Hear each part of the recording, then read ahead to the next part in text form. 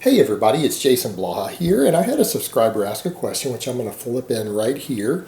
And they basically ask, is muscle confusion real or is it all a bunch of bullshit? So let me put on my +5 hat of weaponsmithing. Let's do a little bit of crafting and let's talk about it. Now, for those who don't know, muscle confusion is a bodybuilder used term that really is kind of laughed at a little bit in the physiology world, but it's hey, muscles plateau. You stop making gains as soon as your body gets used to exercising a certain way, and you have to change something to make continual gains. So the question becomes, is that BS? Yes and no.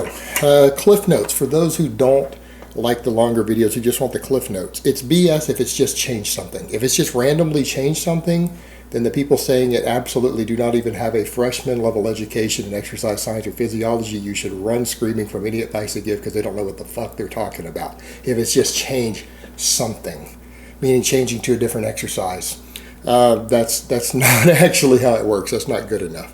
If it's, hey, we need to have an organized set schedule to where we use different phases or make specific changes that we know are going to cause new adaptation, that we know for a fact are going to stimulate new growth, new adaptations, new changes in performance, then the answer, it's not BS.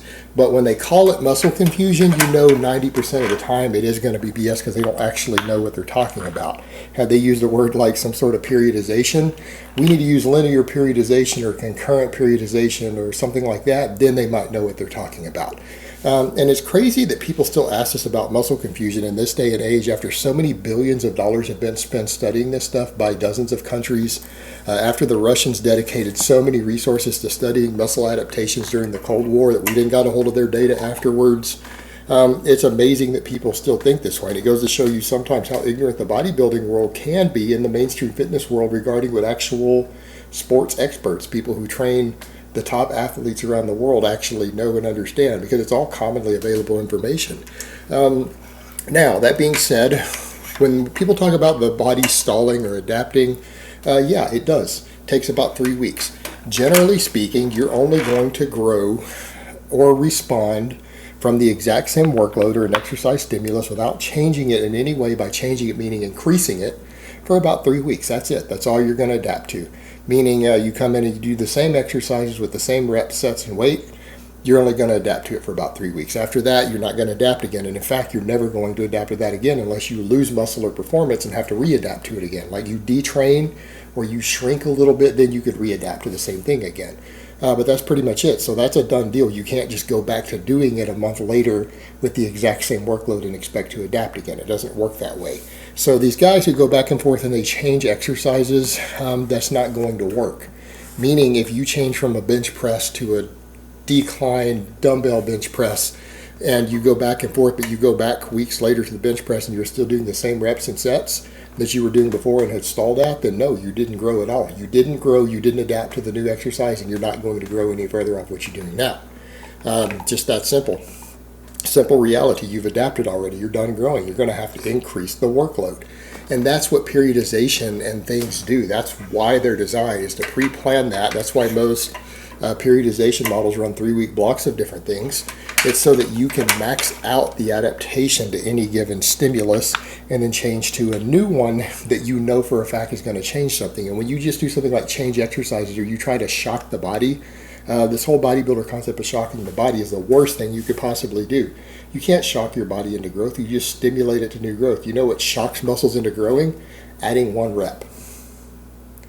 That will shock a muscle into growing. If you've been doing 8 reps on your concentration curls with 30 pounds and you're able to do 9 reps, you go to 9 reps one day, you just shocked the muscle into growth. You disrupted its homeostasis, you subjected it to a new workload, and it will absolutely grow from that as long as it gets sufficient nutrition and rest. It will grow, guaranteed from that.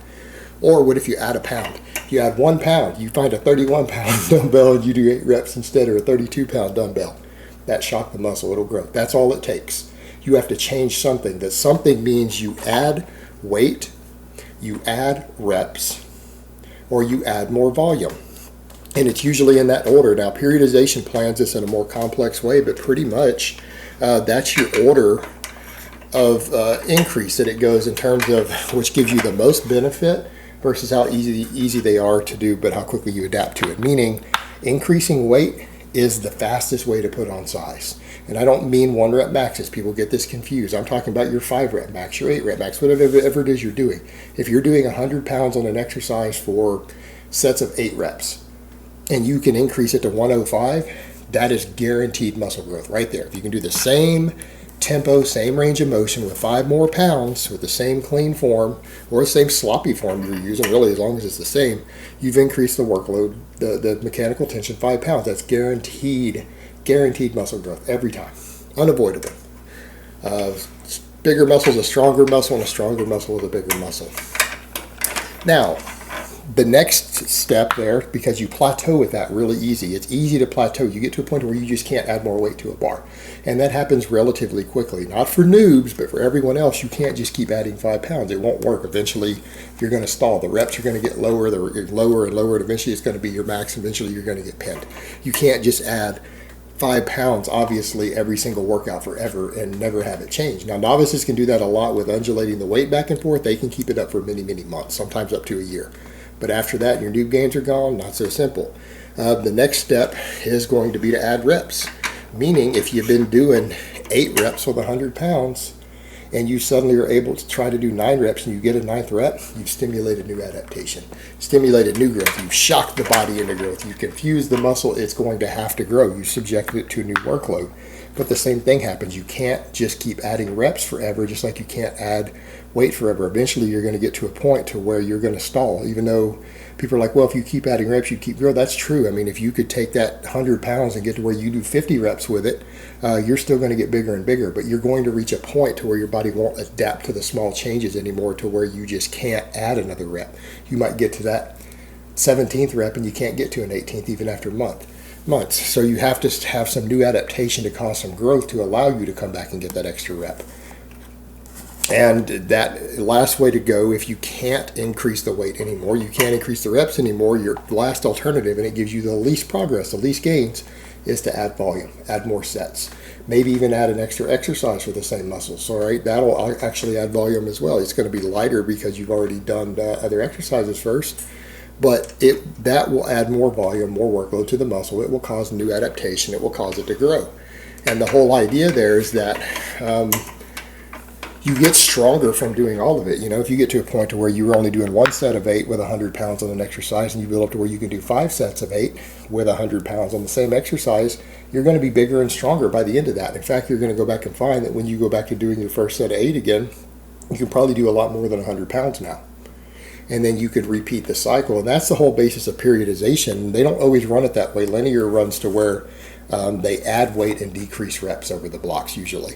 That's standard linear periodization, because you're trying to add weight every single time. So you might run 3 week blocks, 4 of them, and every single one of them you add weight and decrease reps. So that you might try to increase the reps a little bit during the blocks. The thing is, the weight tends to stay constant during those blocks, and each of those 3 you add it. That's why they call it linear. You're progressing linearly with the weight. But other ways that people can do it, and it has worked, is to basically try to increase the weight for 3 weeks, and when you can no longer do that, you could go over to, it'll take maybe 3 weeks, you could go over to adding more reps, and then when that doesn't work, you could add more volume, and then reset the whole process again and go back to the lower volume. But you have a lot of options available, and periodization is designed off that concept because physiologists figured out really quickly about how long it takes for different types of adaptation to stall out, depending on how experienced an athlete is, and they write programs based around that. But even if you don't have access to all that knowledge, which you can Google all of it, you can get books on it, not hard to get. You could just work off the basic concept of, when you can't increase weight anymore, you increase reps, and when you can't increase reps anymore, you increase volume. Or, again, a very simple option that worked even in the 50s and 60s, guys did all the time. They would work with a given weight, and when they would start with a weight that they could only do for so many reps, it could be 5 reps, and they would add reps whenever they were able. When they were strong enough to do 7, they do 7. When they were strong enough to do 8, they do 8. When strong enough to do 10, they do 10. And when they got to 10 reps, they'd add weight and go back to 5. And do that over the months and months, and just stay in the 5 to 10 rep range or 5 to 8 rep range. And whenever they were strong enough to do more reps, add them. And when they got so strong they could do 10, it's time to increase the weight again. You know what? That's not true periodization, but it is a very slow, basic linear progression model. And you know what? That works. And you know what? That shocks the body into growing. They talk about confusing the muscle. You don't need to confuse the muscle. Muscles aren't like your brain. They don't get confused All you need to do is force the muscle to work harder. And the muscle works harder by either lifting more weight or doing more work with the same amount of weight. That's it. That's all there is to it. That's all it takes. That's what stimulates muscle growth. And beyond that, what matters is nutrition and rest. Nutrition and rest after that. That's pretty much the key to it. So this idea that you need to confuse the muscles is silly.